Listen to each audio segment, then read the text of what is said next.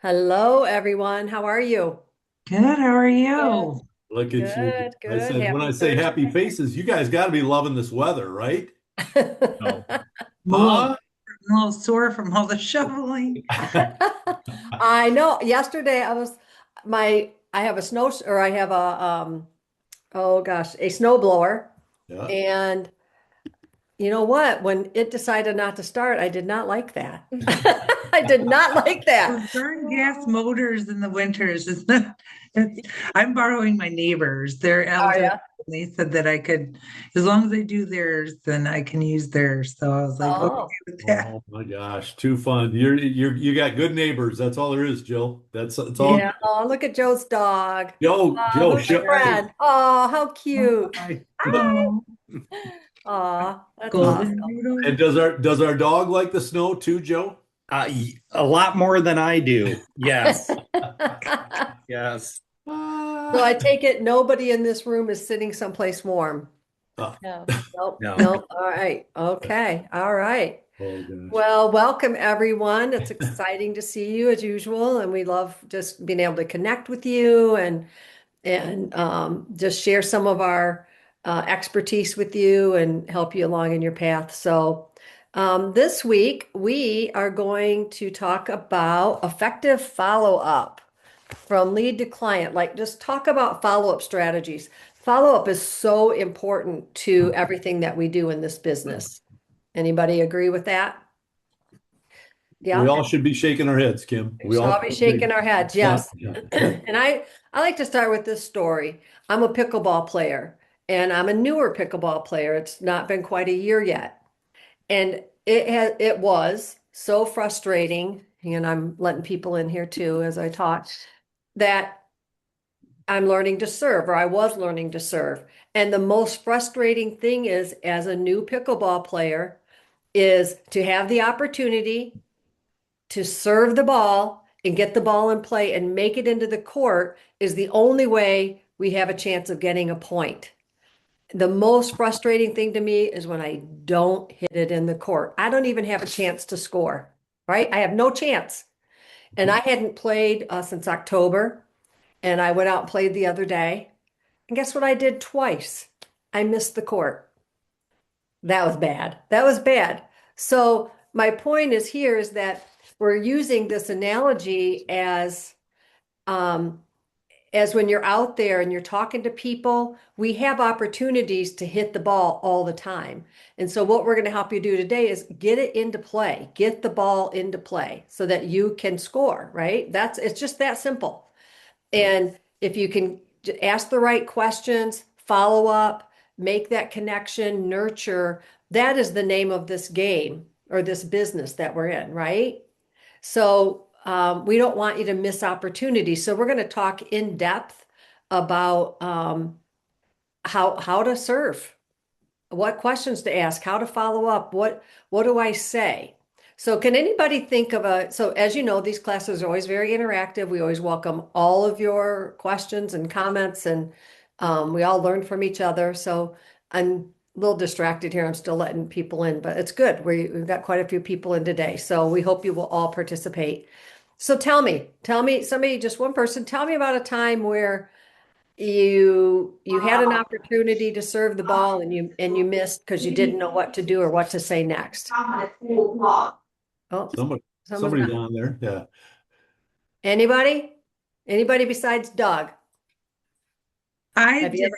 Um, Oh, I I guess, I talked to you maybe just a little bit, but I had a cousin whose house was going into auction, but it wasn't for another month or so. And then and I got there and I kind of went through, what we needed to do. And I said we could sell it as is, and he just kind of hawed and was like, well, maybe I want to keep it, and then he said that the bank was going to work with them, but then he never heard back from the bank. But I didn't follow up, like I didn't push it because he acted like he was going to continue to talk to the bank. And then another realtor, the day before the auction, came in and said, I can sell this for you, and I'll go to the auction and interrupt it, I guess, and make sure it doesn't go. And I didn't know what to do.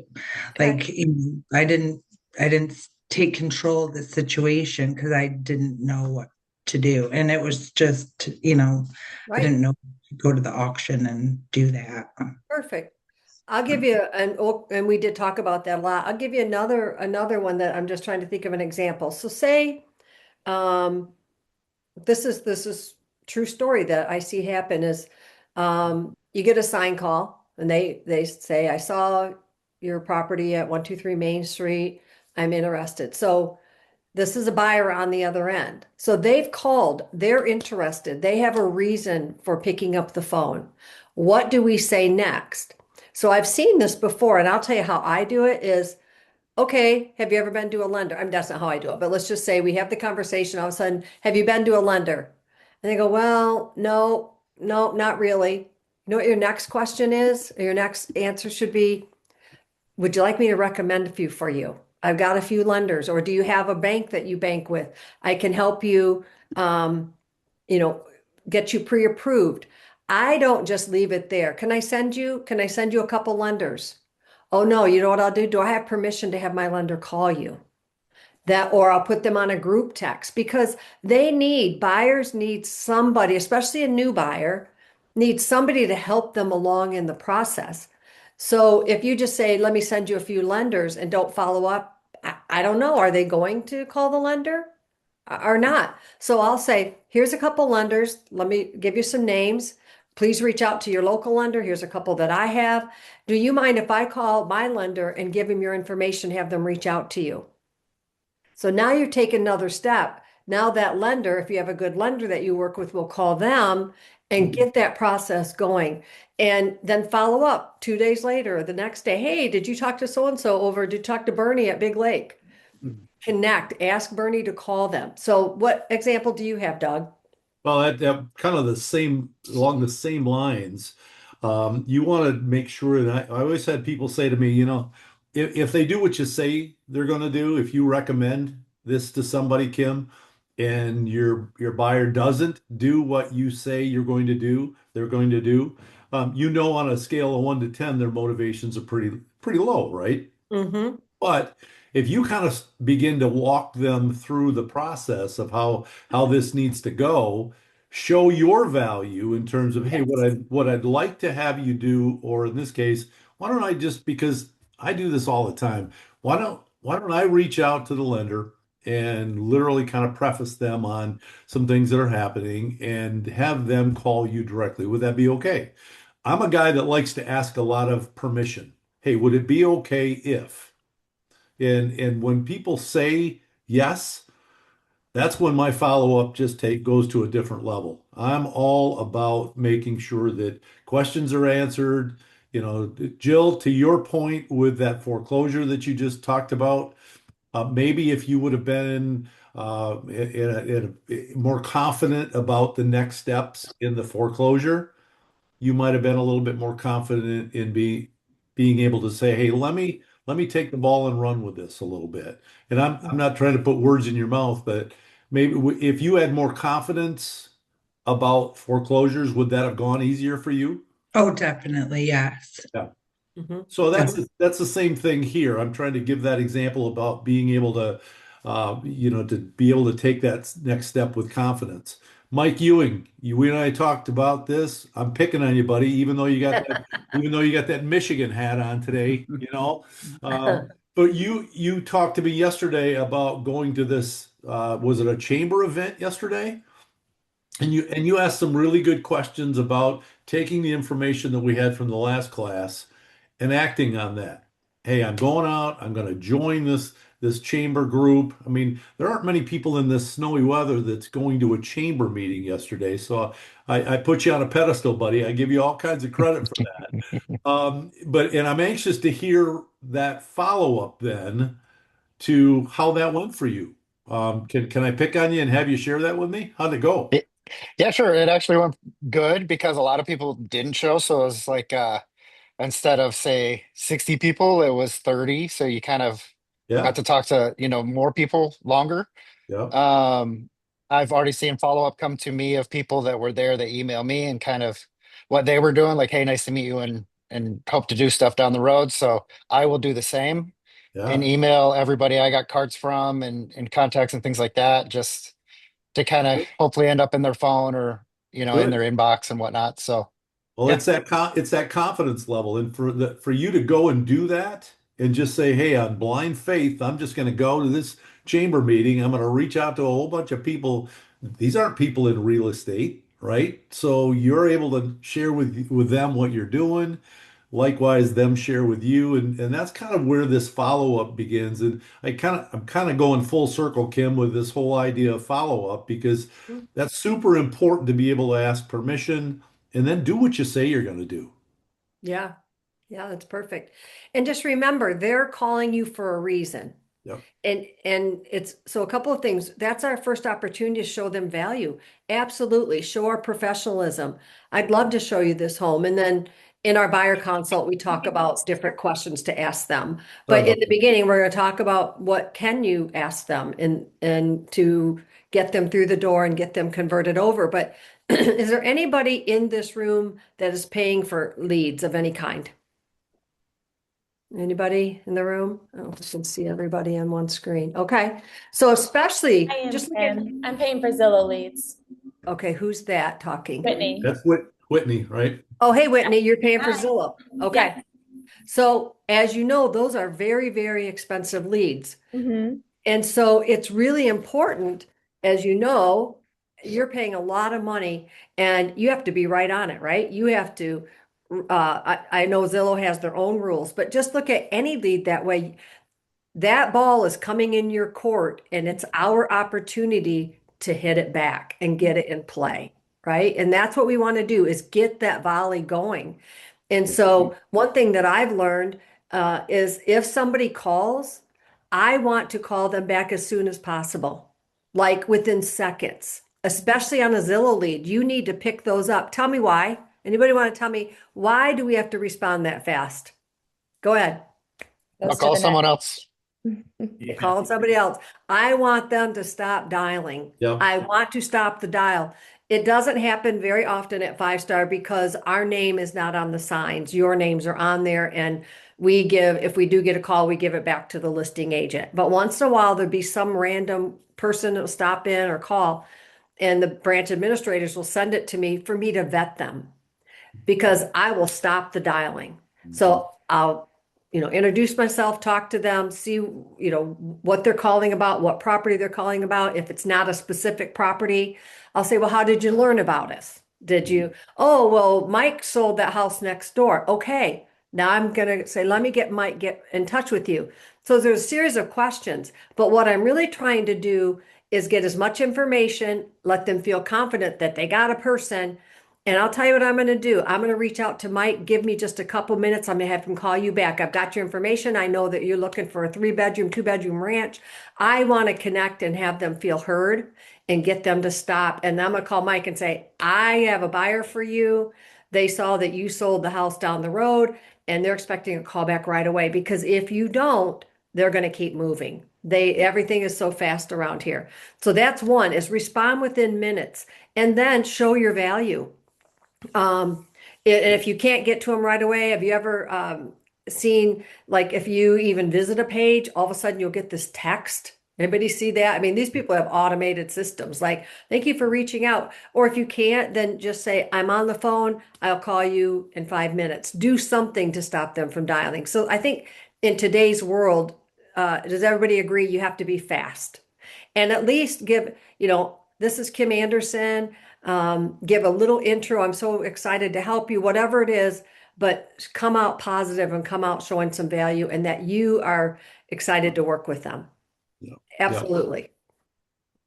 Right? Okay. 100%. Yeah, that is exactly the right way to do it. I mean, it's interesting because Whitney, I know you can relate to those Zillow leads. Yep. Doug Hale made the mistake of paying for leads years ago, and boy, I'll tell you what a terrible mistake. That was awful for me. Zillow and I, we just don't, we don't work well together. but I do believe, that follow-up, those series of questions, the things that you're doing to demonstrate your value to someone initially, even though it's just on the phone, again, people are going to understand by the series of questions that you ask, the concentration that you have when you listen carefully, and make sure your folks are heard. Make sure whoever you're talking with, you're not doing all the talking, right? As salespeople, we like to do what? Talk. Talk. So Yep. ask the question and be a good listener. So, Yep. So we've got be fast, respond quickly, yep. especially if you're paying for those leads at what, couple $100 a lead, or maybe it's more than that now, Whitney, but you have to respond fast. And the first thing you want to do is build rapport. Respond, build rapport, communicate. You're looking at how you can deliver value. So I'm going to pick on you a little bit, Whitney, and your Zillow leads. What happens after you get the call? Tell me what you do. So the call comes directly to my phone, and I mean, I answer it. Yeah. I rarely try to miss them, and then I'm connected with the buyer usually right away.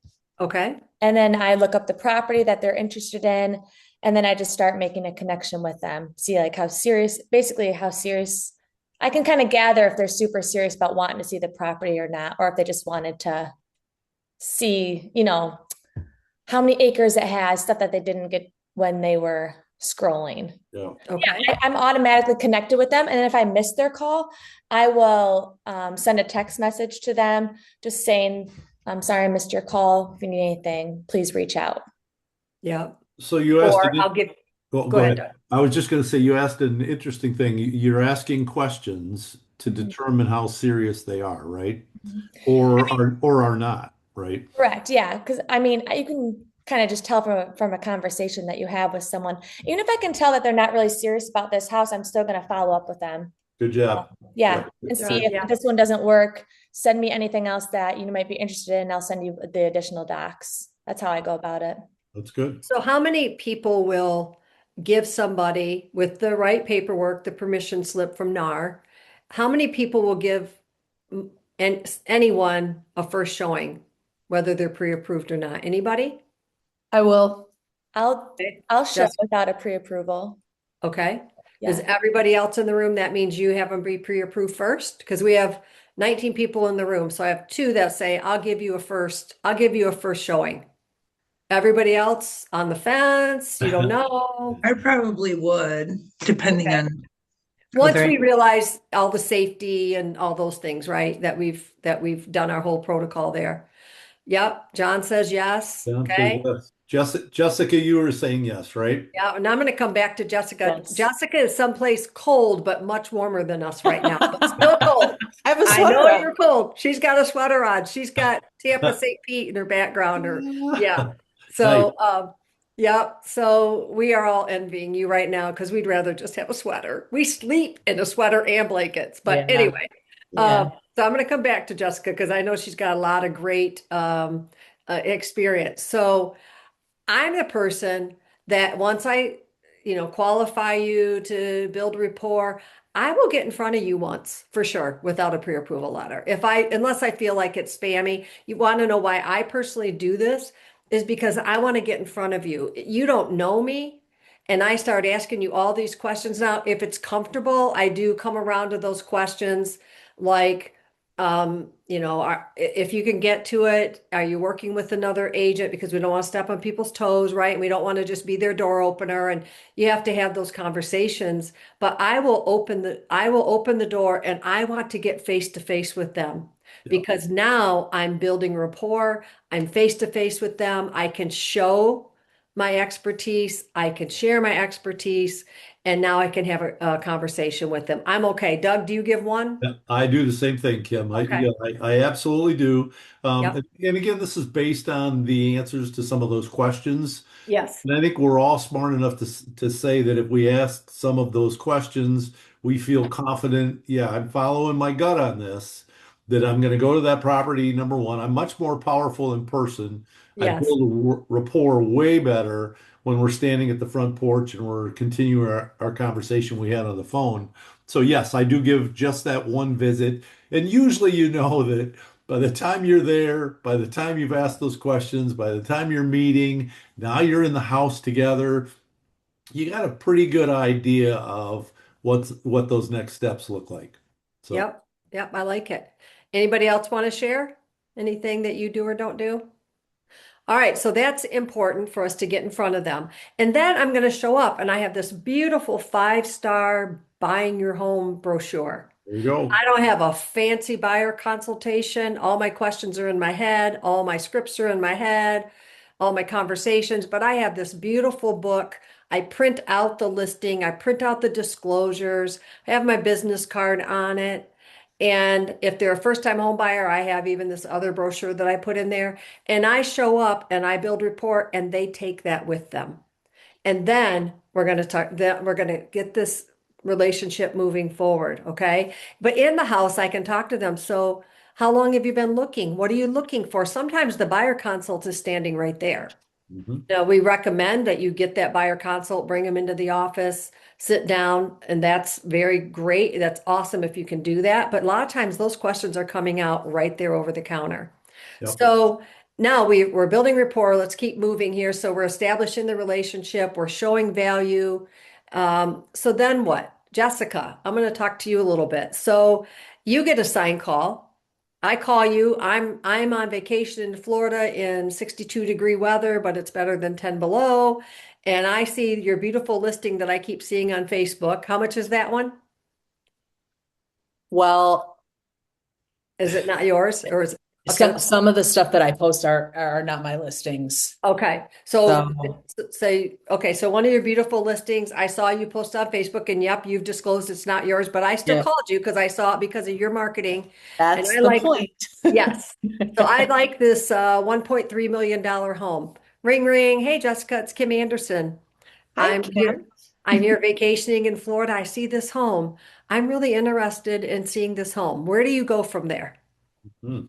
Um, I guess I would just I would hey Kim, thanks so much for calling. How long are you in town is usually what I'll ask people Okay, because good a lot of question. times, this market is so different than your market where people are in town for one day and they want Yes. to see your house and Yeah. so you kind of got to gauge like how long are you in town? So you might say just today because that happens quite a bit. Okay, Yeah. great question. Yep. I'll bet. And then I'll say, "Oh, okay, cool." And then I start to BS with people. I'm a chatty one, like someone said, like we us realtors like to talk. So I feel like you can discern a lot about a person just talking to them like a regular person without even asking qualifying questions. So Mhm. I like to do that first. I kind of just like to be very conversational and ask and kind of lean into some qualifying questions, but I would just ask, how long are you in town? What are you looking for? Are you looking to snowbird? Are you looking to relocate completely? What's your timeline? All Mhm. that stuff to kind of just to get a gauge. And then, I mean, I'll always give somebody one freebie, especially because I don't expect someone to sign a BBA with me if they've never met me in person. Yeah. Right. And I'll tell people that too when I do show them, I'll just let them know, I'll kind of explain to them if they don't already know about, NAR and everything there and how we have to sign showing agreements now and BBAs and all of that stuff. So I'll go over that stuff and it's kind of like an impromptu buyer consult in the Okay. house.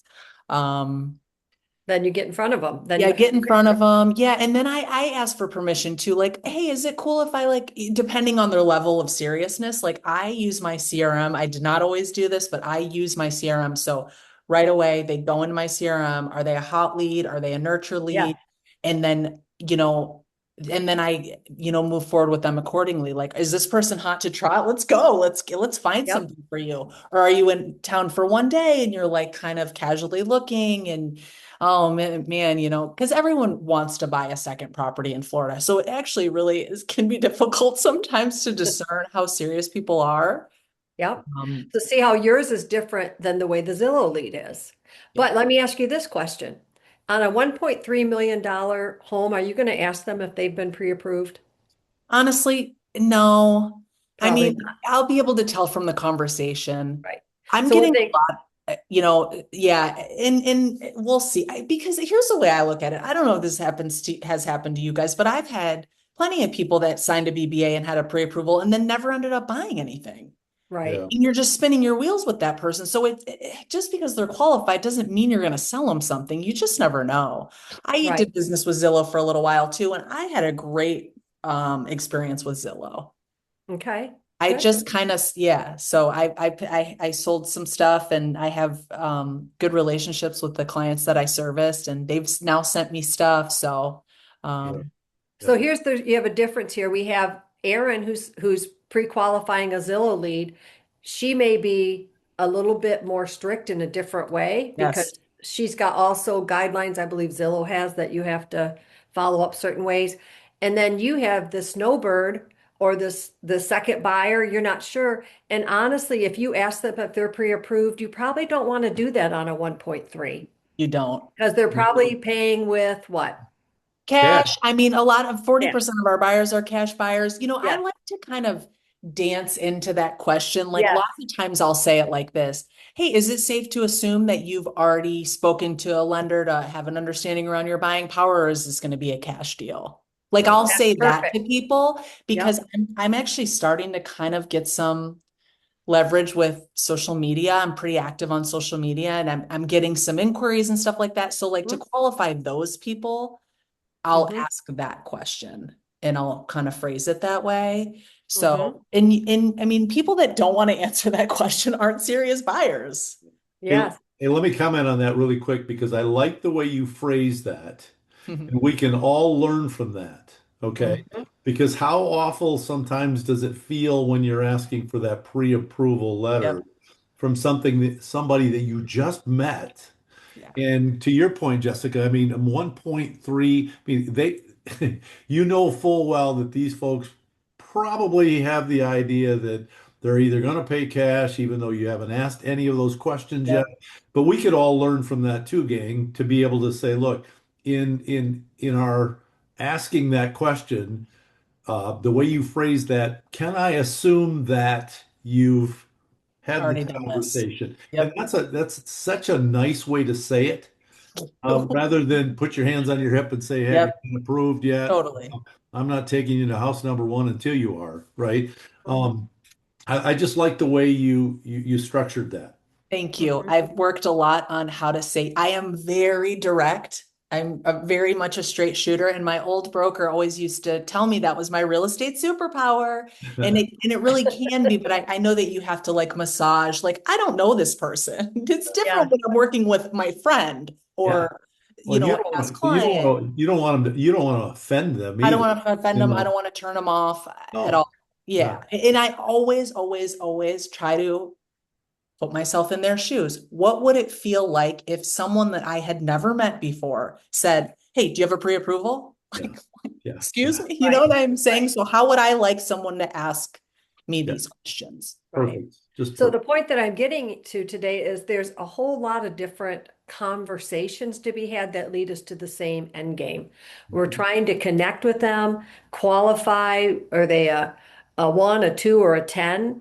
And a lot of the questions that you both answered is, are they pre-approved? Are they working with the lender? When do you want to buy? And you find a way to bring these into the conversation very naturally, whether Yep. that's by phone or where you get in front of them. But either way, you are qualifying this lead, especially when you're a Zillow agent. You don't want to be running all over showing houses to people who aren't qualified, who have nothing else to do, and they're hopeful. I've done that a couple times, and I'll do that one or two times, but on that first time, I don't love it. I don't love spending my time, and I want to, if I start getting to where I'm not getting straight answers, I'm going to dive deeper before I keep showing properties to people who aren't able to I'll help them get pre-approved. I'll move them along, but that's how you overcome are you pre-approved is you say, have you seen a lender yet? Can I send you a couple of my names? So Yep. instead of coming right out with it, you're moving them along to your trusted advisor who can tell you whether or not this person is able. I helped an agent this morning and we were kind of in this same situation. And I said, who's the lender? I called him up. I said, how strong is so and so? We have an offer here. There's got some mistakes in it. We're not getting a clear picture. Tell me about X. And I found out everything I needed to know. Okay, called the agent back. You're good. You can move forward. Now we're going to get all this in writing. But, you know, there's just that relationship part that you just want to know, who am I spending my time with? Okay. So you can then move them forward to a formal consultation if you'd like to. But in Jessica's case, she might not be up to. I'm in here for a week and she's going to take her vibe, her gut, and say, where do I go next with this conversation? So everything is different, but eventually you do want to know how serious they are. How are they going to pay? What is their time frame? And you do want to get them into some sort of follow-up, and you want to nurture. Nurturing leads and nurturing the relationships is the name of this game for sure. I've had buyers and sellers that I used to put on a drip, and I'd call them every quarter to check in with them. Hey, are you still interested? I see, you know, that once in a while a few homes have come through and you're taking a look at them. I just want to check in with you. Yep, I'm still looking, Kim. It took a year. Then they bought a nice home on a lake and then sold their other home. So stay in that game. But like Jessica talked about, you know, are they a 10, a 9, a 1? Where are they? Are they hot, warm, or cold? But you need to have some sort of a system that so I send out a quarterly newsletter and I only am going to send 100. And so I look at my list to say, what are my top, guess who's in my top 100? My referral partners. Whether or not they've ever bought a home from me, they stay in my top because they send me business. So look at your follow-up and see, where are you spending your time? Especially right now, we are at January 29th. Let's get out of 2026 strong. Right now is where we should be connecting, building our pipelines, talking to people, having coffee, playing pickleball, having them over on a cold Friday night to play games. Something right now like that is building your pipeline and getting people in your fold and figuring out, where are my 20 transactions coming from this year? So, Doug, any thoughts on that? Oh, those are all good things. Yeah, that's exactly where we used to have Leo Olson talk about planting seeds. This is the time we want to plant those seeds, gang. Yep. And Yep. and again, I can't think of anything other than being in Florida, Jessica, and selling down there cash with somebody that has to buy in a day. I like Yeah. that. Yeah, I like that. But It's that's not not real. bad. That's not realistic where we live. Yeah. We gotta No, I work know. and work and work to get these people to come outside and play and go see houses. So, Yeah. but I like what you had to say, Kim. Yeah, that makes sense. And on that note, I don't want to get too far off, but right now, January 29th in Michigan, I'll ask it both sides, Michigan and Florida, but in Michigan, who right now is buying? And who should be buying? Let me ask you that in Michigan. Who should be buying right now? Buying or selling in Michigan on January 29th? Who's it a good time for? I just want to hear your opinion. Come on, Michiganders. I'm going to call on someone. You'll have your cameras on. Lauren, are you there? You're new. I mean, if it's a buyer I am market, here. Yes. Sorry. It's just I was Just reading guess some for me. documents, so Who, just guess for me. I know I'm picking on y'all because you have your screens off. Right now, who do you think we should be prospecting to in January 2026 cold? Who do you think it's a good time for? uh, Buyers or sellers? I mean, I think it's a great time right now for sellers personally because Okay. there's such limited inventory. Anything that pops up right now, it just bing. I mean, Going. it's like sparkles, right? Because I mean, I have a buyer right now that's trying to find a condo in a specific area of town. There are two, Okay. Good point. and I mean, we're just sitting here staring at a screen, hoping Wait for something something to come comes on the up. market. It's Perfect. yeah, so I would go with seller still for right now. Yeah. Thank you. Anna, what'd you say? Well, you started to say and I didn't catch you.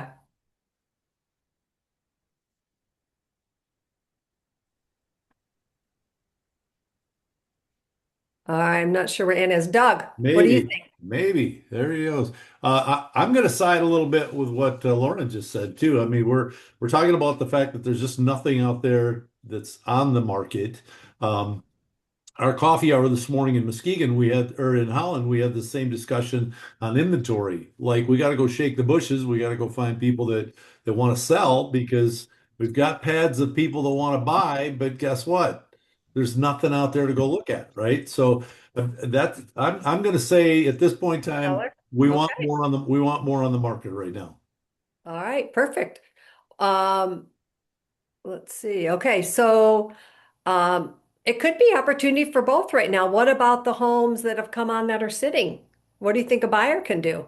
I would have never said seller, so thank you. I Yeah. would have never said seller. So I learned something today because I don't have any active buyers right now. The one I did have was under contract. We bought, so here's where my perspective is, had an active buyer.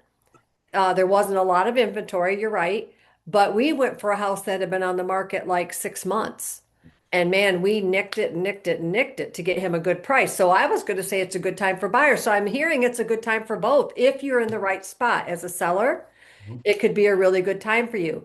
As a buyer, I would get all my buyers out there looking at the inventory that sitting there. So I can see both, and that's why we have this class. So we open up conversation about who should we be contacting right now, or do we just wait till March and then just all jump in the market at the same time? What do you think, Doug? What do I, we do? I'm going to say go forward with both buyers and Go sellers for it. Go right for it. now. Yeah, it's just one of those things that you've got buyers that need to buy, you got sellers Yeah. that should be selling that aren't. And again, as long as you have these, as we talked about this morning, these kitchen table conversations about pricing, which we've been talking about all January, pricing that home appropriately, then you're going to see some movement on both the buying and selling end. So Yep. really important. All right, Jessica, tell us from Florida, who's a good time? Yeah. Is it buyers or sellers? I hear a lot of things. So You tell me. know, it's probably like every market, it's so hyper local here. So it really depends on where people are. Okay. Um, in St. Pete, which is where I do most of my business, I love working with buyers, first of all. I really do. So that's who I'm kind of targeting more. And I know I need to have a little bit more of a balanced business, but I think that there's been so much pent up demand for so long, Hmm. and rates have kind of come down a little bit to allow some folks some more buying power, and there's more inventory on the market than there's been in 2 years. So I So think this would be a good time for me to buy, Jessica, in it St. Pete, Florida. yep, it would be a good time. And I'm kind of touching buyers like, hey guys, everybody's been sitting on the sidelines. If okay, you want rates to come down another point, great. You and everybody else. So if that happens, just the nature of supply and demand, like what happens to home prices at that point? Yeah. So Yep. So right now, that's what I would hear buyers. And as you said, it's hyper local. Are you a yeah, condo? Are you close to the beach? Are you in a flood zone? There's a yep, lot of factors there that are taking place. But I would yep. say buyers are probably in Lee County, buyers for sure, right? Because I looked in the listings are just sitting. I mean, not all listings. Like again, I have a buyer that is a first timer, and sometimes first timers need to like lose one or two to really Yep, understand how this game is played. But yep. they were like, oh, we looked at a house that was listed at 539. She wanted to write at 5. It had been on the market 2 days. And I said, it's not Uh-huh. overpriced. I said, this is not. And Right. she said, okay. So sure enough, they had already had an offer and had another one coming. So there's still multiple offer situations Okay. happening in St. Pete on good stuff. And then there's other stuff that's sitting that came on too high, and now you're Okay. just chasing buyers down a hill doing price reductions. So yeah, I have a listing like that right now where we're just dropping and Yep. waiting, and that's no Okay. fun. Hey, Kim, can I go back to something we just talked about a little bit with Sure. this follow-up? Because Sure. Yeah, let's do that. I know that the toughest thing that you sometimes hear from people is, well, I made a connection here, but then my agent never followed up. Well, I keep saying missed opportunity, right? So have systems in place for your Yeah. follow-up, okay? Whether you grade them as A, B, C, or D, or hot, medium, and cold. Again, when you meet people, Mike, when you met people at the chamber event, I mean, if people have said, "Hey, I want to buy a house, it won't be till spring," you got to put those people somewhere, right? And you got to be tenacious about staying in connection with them, right? So asking permission to say, hey, can we have a weekly conversation, or can I keep you up on what's happening in the local market? Would that be okay? There is value in my mind to staying in front of people and to show your value, even with from the first time you meet people until however soon they decide on a house. So Hmm. I just don't think we put enough emphasis on that whole business of following up once the initial connection's made. So, Yep, exactly. Good stuff, Doug. One of the easiest things you can do is set up the MLS search. Does anybody here set yep, up private portals? I know they're all on Zillow. We know All the that. time. I always want to set somebody up on a search because now Yeah. you're getting an email from me with my face and Face phone number yep, every day. yep, every Or day. even because I struggle, you guys, with my if someone tells me they need to buy in spring, let's go. Summer, Yeah. sure. It's the people that are like next year, like Yeah. sometimes I don't know what to say to them. I'm like, okay, it's way too early to talk to a lender. I mean, not really. Let's have a Yep. conversation, but some people, most people are not open to that. They're like, oh, it's too far. And then it's like, how do I passively stay in touch with that person for the next 12 months? What do I say? yeah, Yep. Hey, I'll put you on my drip. I send out a monthly newsletter because I don't want to blast people's emails. Once a month is enough, but it's Hmm. too early to set up a property search. Those are the ones that I struggle with. Okay. How to stay in Let's touch talk with about those that. people. Yeah, let's talk about that because that's where we were in this for that yep, reason. And we do hear, and I have the same thing, Jessica. Um, because I work full time as the broker, my business is second to what I do. And I have failed miserably at keeping in touch, to be honest. That I sell homes and people find me is absolutely a miracle, right? So I have been doing some things to at least touch them quarterly. And I have, so this is where we're going to talk about some ideas. What do we say, Doug? How do we stay in touch? Because we're going to set them up that search. We're going to send them maybe some like every quarter, maybe a housing market update. That's a touch. yep, Um, I'm doing this newsletter now that has value. It can't just be cookie cutter. I actually take my newsletter and this side is a market update and this side is Kim's corner, basically. yep, That I write this side of it. And so I made mine so that it fit my group of people. So, like for instance, Leo had his newsletter and he would talk about the latest hippie music or what books he's reading or, something that gets them interested. And so my newsletter has things that people are used to hearing from me. And then, but it is like, what do we say? How are we staying in touch? And I'm going to show you somebody, wrote Paul Carlson the other day, and he gave them this really cool, like think out of the box way of staying in touch. And I'm going to share it because I have to find it. while But you're looking for that, did you say hippie music? Leo yeah, Olson? Leo, he's a hippie. I did not know that. Well, he likes mid-century. He's really laid back. That's what I call it, hippie music. But I um, I don't get it, but that's all right. Keep going. like our music. We were born in the 60s, man. I know. Good music. So Yeah, Good, that was when the good music was there. But good. no, hey, you were asking me this question, and the MLS obviously has a contact management part. yeah, I'm not real big on the spreadsheets, but I am real big on the contact management parts. And Jessica, when you say you struggle, with people 6 months down the road, I might, again, here we go, ask for permission. Hey, yep. I'd like to set up a search, even though we're not going to be ready for whatever time frame they tell us, 3, 4, 5, 6 months. I'd like you to see what I'm seeing, so that when we do get ready to buy, you've got a very good idea, very good understanding by what's coming from me, of things that are being sold, things that are being listed. It's more of an educational thing than it is anything else. But then it just gives me permission to ask that question. Hey, I sent you some things, a couple weeks ago, and this was one real close to where you are. Hey, did you get a chance to see it? I Hmm. might be a quick phone call, might be a quick text. It just keeps me in front of those folks. Yeah. Yeah. So that then there's that education piece. They can see what I'm seeing.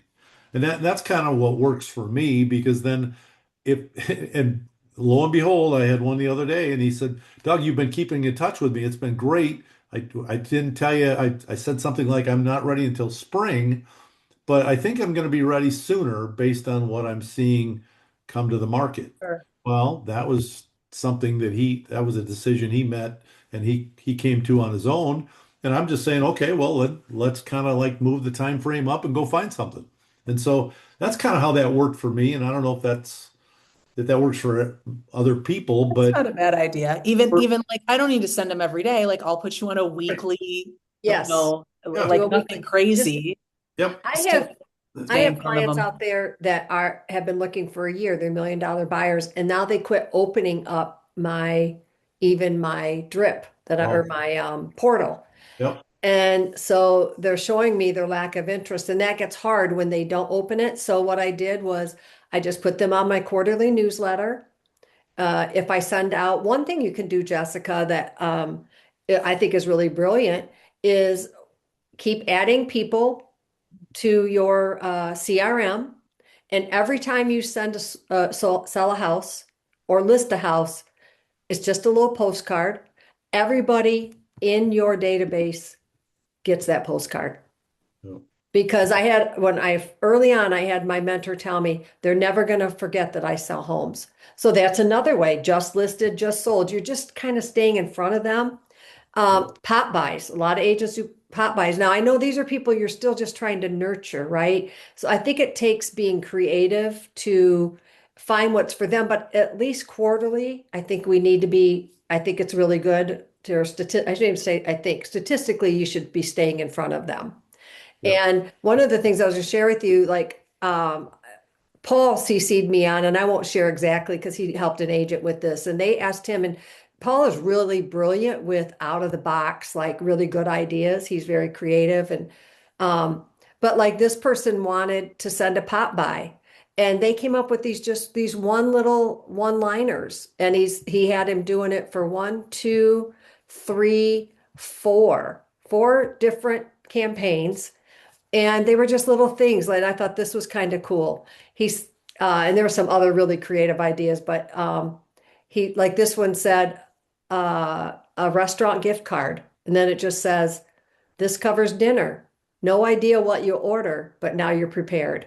Then the agent's name, the prepared realtor. And I don't want to give all that his ideas away, but it was pretty cool. Some different ideas that were just so catchy, like little things. Even if you just sent a postcard that was an inspirational one that goes out, every other month that has something positive on it. Just think out of the box for things that your people would want to see. You could do a really quick market update. I know that seems really standard. Somebody else, who else is in this room? You do some creative ideas because it's just about they're going to hold it for 3 seconds probably and get rid of it. But the idea is to stay in front of them. It's like the old Art Van commercial. They run those furniture commercials how many times a day, and how All the many time. days do you not see it until you need a couch? It's that same mindset, right? So, I'll yeah. I'm sorry. I'm No. sorry to cut you off, Oh, Kim. no, go ahead. And I know I've been talking a lot and I don't That's want okay. to take up No. too much space, but my favorite way to stay in front of people is social media. But that's only effective if you're super active. Like if you're Yeah. just posting, you sell a house once a month and that's it, like that's not enough. It's one thing that I've really learned kind of studying this whole social media game. We have an agent in our market that has made a remarkable impact just staying in front of people, and she picks up all of her buyers on Instagram. She did $24 million last year. Wow. Wow. So I'm inspired by this person. It was a goal that I set for myself, like last half of 25, to just hammer it every day. Consistency is the name of the game, right? Just like exercise, just like anything. Yep. Yep. Starting to kind of pick up people like the buyers that I'm working with. I picked them up on TikTok. They have Nice. $500 million to spend.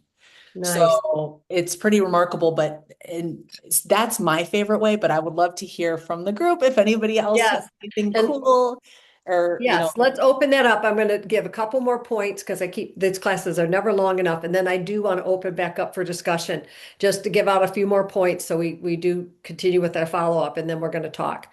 Um, is the theory of just writing a note card, right? How many people, if you're newer and if you have not taken Ninja Selling, 5 Stars having that here in Grand Rapids in May, I highly recommend it. There are a lot of different selling programs out there. This one is more on sphere-based relationships. And we've had them in now 7, 8 times. I don't know exact number, but you really do want to be here for that. But their method is simple: 10 contacts a day. Find a way to contact 10 different people or 10 people every day. Write note cards. It really isn't as, I mean, yes, we want to have value, but it really is about just staying in front of people and staying top of mind. And so you could do text, you could do quick updates, you could call, make a personal call. I haven't talked to you for a while. Email with some helpful updates, market updates, fun little things. Social media, you could send them a private message. But I really think it is good, and we're going to talk about that as we close up in the next 10, 15 minutes. What fun things can we do that stand out differently? Like we know Doug Hale, he's going to what? How many people are you going to call? Tell us what Doug does to Be stand out. careful now. Be careful. Be careful. But my mornings, man, they're religious. That's what do we talk about, Kim, with prospecting? What's Ninja Yep, say? How much of your time should be spent prospecting, right? 80%. 80%. Well, my mornings, and my wife doesn't bother me. I'm here in the home office. I'm here with the door shut for those 2 hours, doing nothing but working on my business and prospecting. And again, I do a variety of things. I mean, I'm kind of that guy that I'll text a few people. I'll call. I would rather call. I'm old fashioned. I'm old, so I'd rather do the ear to ear, being able to have that relationship built in any way, shape, or form that I can. But if I don't do those calls and texts and things like that first thing in the morning, it's not going to get done the rest of the day, right? So be religious each day. I find that and again, if I don't get to 10, Kim, and I'll put a goal in front of me. It's going to be 10 calls today. It's going to be ear to ear. It's going to be a text. It's going to be something so that I'm constantly in front of those people.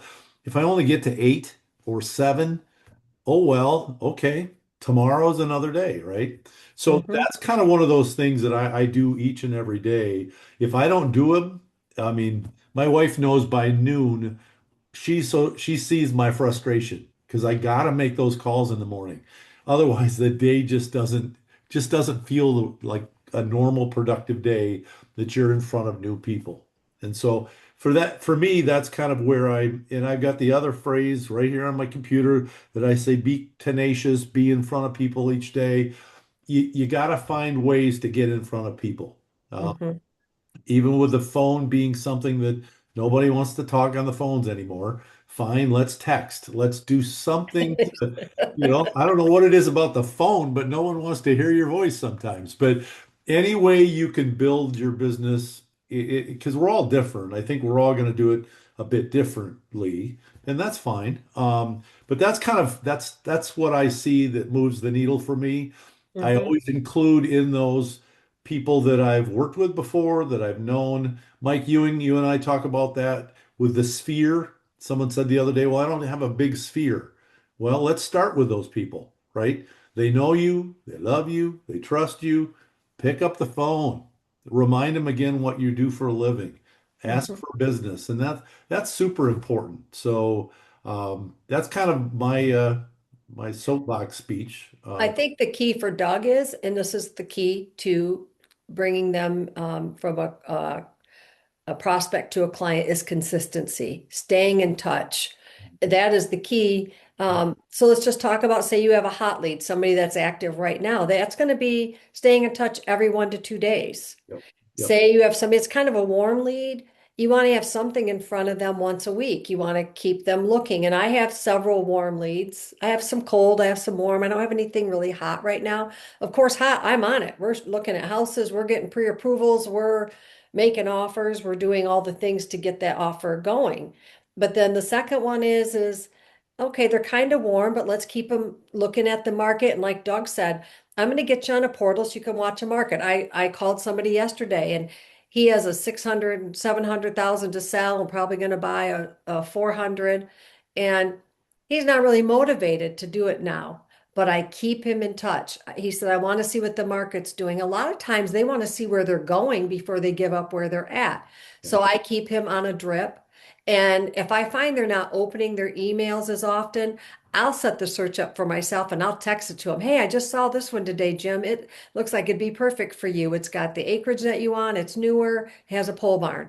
But you do have to work that and find a reason to be in front of them. And then your cold leads, you do want to get them on a drip campaign, on a newsletter, on every time you sell a home, they get a, what are they, 75-cent postcard now? Something that keeps them in front of, keeps you in front of them. And then use their social media. I'm not really a top producer when it comes to social media, but I love watching those that do. And you have a following and your TikTok. I don't even have a sign in for TikTok, but use that. So the other thing here is to do something, stay in front of them, find a way. And then lastly, I'm going to say, use Chat GPT because you can tell it your personality and you have to keep prodding it. It's not one and done. You have to keep prodding it. This is who I am. Like I know when I set up my Chat GPT, it knows every time you talk to me, our conversations must be fair housing compliant. They must be Florida license compliant and they must be Michigan license compliant. It knows I better be checking these things. And and then I'll start saying, well, this is what I do. I'm a broker, I do this, but I also have clients that I help. I want to sell, X amount a year, and I'm trying to stay in touch with this many people this often. And I really want some ideas that will fit my personality to theirs. And I'm probably not looking to give a market update every month. Like prod it and look for it. But the things that I'll tell you, the newsletters I open are the ones that are very personal.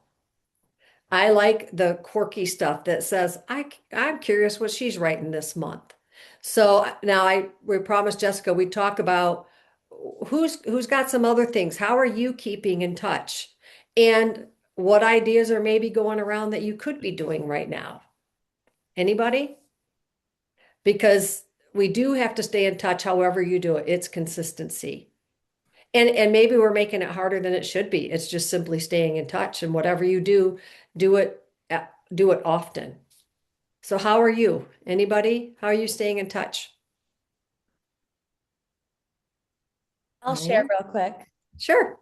So the beginning of last, I would say kind of like lake season, I sent out a newsletter to all the residents that were on my parents' lake. And then I gave the heading of my newsletter was basically like the history of the lake. And I explained like my ties to the lake, how my grandfather helped like develop the lake, in 1960. And then I would just basically like touched on like how I have like a personal touch, and like I like that. I love that place. So like having me as your realtor, not only like would be my name on your house, but like I have so much like love and pride for this place. So I kind of like touched that into my newsletter. And then I gave history on the lake ever since like 1960.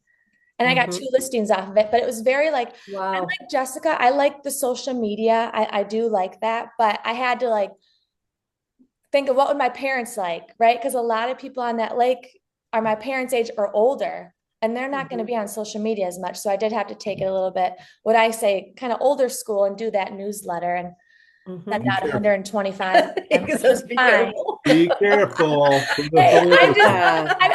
We're still in touch. I might be older. Oh, Doug, my husband, he actually owns a snowplow business here in Mount Pleasant. And I was laughing because everyone hates the snow. I'm loving it, right? Because he owns that, but he sends everything. It is all paper invoices. It's nothing online. So he is totally, he's down with you guys for sure. I love your husband. I don't know him, but I love your husband. But Well, what yeah, I about would. this? Like, what about your monthly, a monthly email that right now says, Mhm. showcase like your favorite snowplow person and your favorite delivery driver. Like, think about Right. what do people need right now? Like for Jessica, who's your favorite Uber driver to and from the airport? You Oh, know, great we always idea. say be the go-to person when they call when they need a contractor. Do they need a plumber? It Mhm. seems kind of old school, but actually that's what people need. Like right now, what are they needing? I see all over Facebook. Can somebody Mhm. plow my driveway? Can Right. somebody, Yep. I see my friend does Shipped and Shipped is coming in like crazy because people need groceries. So think Yep. about the market that you're in and what would people open and read? I think it's very personalized. So that's why we have those conversations here. Because I would never send I don't know, I was writing some, oh, I just would never send some things that other people send because it's not me. I just won't. It's just not going to be me. I can't give you an exact example, but I like to create something that people know are going to come from me that sounds like me. Mhm. So what else? What else does anybody do? But like I was thinking in Florida, I'm in these groups. So yes, I'm looking to purchase something in Florida eventually. So I'm in all these different areas of groups from St. Pete all the way down to Cape Coral. And I'm reading, where are your restaurants? Where are your, so, just something to stay in touch. And if you can set that up by email, it's going to be less expensive for you. Now, I'll give you this disclaimer. I am not a marketing professional. So when it comes to marketing ideas, the brains are all over in the marketing department and they are amazing creative people. But what Doug and I can tell you is you have to follow up, you have to stay consistent, you have to stay in touch, nurture those leads, find a reason to connect with them and move them along and move them into. I used to, when I first got in the business 2001, we had a rental department and I raised my hand to go show rentals. Everybody know how much money you make on rentals? Maybe $50, Not right? much. None, Not pretty much. much None. nothing. Yeah. Nothing. But you know what I would do? I'd be out showing them this home. They're going to pay $1,500 back then for rent in the city of Kalamazoo because they're moving here for a job. And I would show them, and these were not very attractive rentals. And then guess what I would do? I would weave into the conversation. Is there a reason you're not purchasing? Or have you considered purchasing? Yeah. I send out my home anniversary cards every month. And I was sending out February from those. I sent a long time ago. And this guy, Bobby, comes up. And Bobby is now like the city supervisor of some division of the city of Kalamazoo. And he was moving in and he was one of my rental people. And guess what? He never rented, he bought a home. So think about all those places where people are coming to you. Um, I think of another situation where um, there was a lead. One of our agents had a lead and they didn't follow up. And I'll say, hey, whatever happened to that person? Well, I told him to go see a lender. Mm. Okay, did you do anything else? No, they never got back with me. Wrong answer. Absolutely wrong answer. The right answer is I followed up with them. I connected them with the lender. Now you know, can they buy? Can they not buy? You have to push those through and be a good converter. You Yeah. just have to really, Yeah. at an open house, follow up with them, send them a text afterwards, send them something. The other thing you could do at an open house is have other homes that might be of interest. Well, maybe this one doesn't work for you, but there's this one that just came on the market over there on Tree Haven. Have you seen that yet? No, I haven't. I'd love to show that to you. Keep keep cross marketing, keep converting. So, where else? What else? What else do we have here? I did Anybody? I did Any other door thoughts? I did door hangers just before Christmas and then used the holidays to send out a ton of postcards. But with regard to the neighbors after the door hangings, I'm gonna organize a neighborhood garage sale Love this it. spring. And Brilliant. I'm gonna include both neighborhoods that are real close to each other. So I'm gonna make it a I big love event. that. Yeah, I love that. It's Yep. really good when you are in the same area and they keep seeing you over and over and over. So then one day when you get your car wrapped, they're not like, well, who's that person with the, if I did that, they were like, who's Kim Anderson? Ah, you know, But if you have Jessica who's all involved in St. Pete and she's everywhere and she's showing people, they're gonna go, that's Jessica, right? I mean, they're like, who's she? So um, I hope that this has brought some value to you. We really got off into marketing. As I say, we have a great marketing department and they are amazing. But the key is connect, build rapport, follow up with them and stay in touch with them and keep showing value. What else, Doug? Keep showing No, value, you hit on all the big ones. Just be consistent. be Do consistent. this every day of your life, and don't get in your head. I always say the drunk monkey. That's that little voice that you can't drown. Mhm. Just keep doing the same thing over and over and over again, and you're going to get the results that you're looking for. But you got to be consistent, and Yeah. that's the number one thing. Especially at a slow time like this time of year, you start saying to yourself, does this really work? And why Yeah. am I doing this? Should I be doing something different? No, just be consistent with your messaging, be consistent with who you are. Jessica, I'm going to be looking for that wrapped car when I come to Florida because of what you're She's doing, picking me girl. up from the airport in it. Yeah. I'm the best Uber driver. I will pick you up from the There airport. you go. I love it.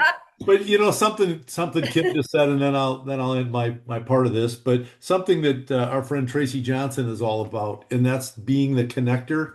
And she Yes. always tells our group, right? She was the connector. She still is the connector, and will always be the connector. And if we're connecting people with opportunities like that, that tells everything about who we are and the value we bring to the table. So Mhm. that's What I've been what I doing after a month of sitting around do. in very cold weather is I finally had enough. And so last Friday, I just put out a text and said, anybody else tired of sitting home? We don't want to go sit at a restaurant and spend money. So Nope. I said, all right, everybody's invited to my house. And guess how many people showed up? All of the ones I invited because they're all sitting home doing the same thing I am. Oh, Nice. Nice. So, and it was a way for me to connect with other people who I've been reaching out to and just trying to stay connected with them. Even some friends who I sold their homes 20 years ago, I've been reconnecting and pulling them back in. And, the first thing they said to me about a year and a half ago when I reconnected, like, well, we didn't even know you sold. And I thought, well, that's a problem. That's Mhm. a problem if you don't know I'm selling. You think I just broker. And there was a period where I did just broker. I didn't sell much, but you have to take those signals and people, they should know you sell. They should know you're active. You should be confident. I am your person. You should call me. The other day, I know we're over. If you have to go, I respect that. Uh, Past client from when was she? 2012? I don't know, a long time ago. She reached out to me on Facebook like at 10:30 at night and she said, I have a question about our house and the deed.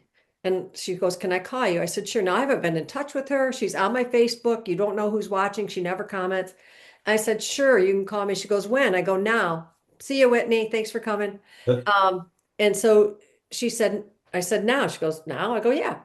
So she called me from 10:45 to 11:30 at night, found out her ex-husband, who they had divorced, he had recently been killed in an accident.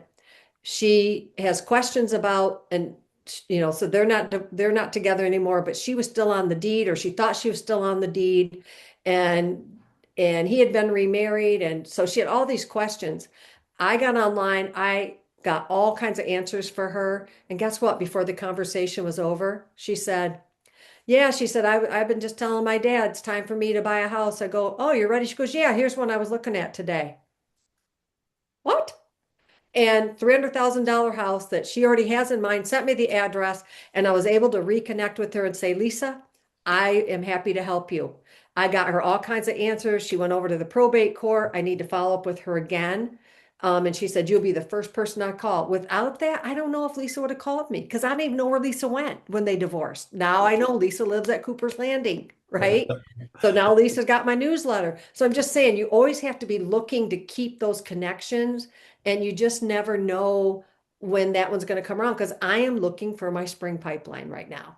Yep. And so I've got the one I'm going to show on Saturday. I got Lisa. I've got all these ones out there, and you have to nurture them and find reasons to stay in touch with them. The reason I like a newsletter is at least every quarter they're going to get something from you. So that's I am sometimes what you shouldn't do because I haven't been consistent because I began brokering. I didn't really work my business. And now I do work it more and I'm reconnecting, but guess what? They already still know me, like me, and trust me. All I have to do is reach out. It's that simple.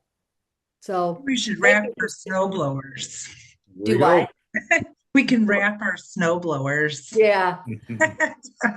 Well, thank you for staying over with us. Any final questions? We're not in a hurry, but if you are, Yeah. any questions, any thoughts? I hope this was inspiring to you. That's what these classes are for, to talk, to collaborate, to get some more inspiration, some aha moment, not just to just tell you what to do, but to work together to help you and feel supported in doing it. Mhm. Very It was helpful. awesome. Thank you. All right. Well, thank you for coming. Guys, Everyone stay warm and including Jessica yes, in the please. sweater. Bye, See guys. ya. Thank you. Bye. Thank Bye-bye. you. Very good. Bye. Very nice. See Yeah. you, everybody.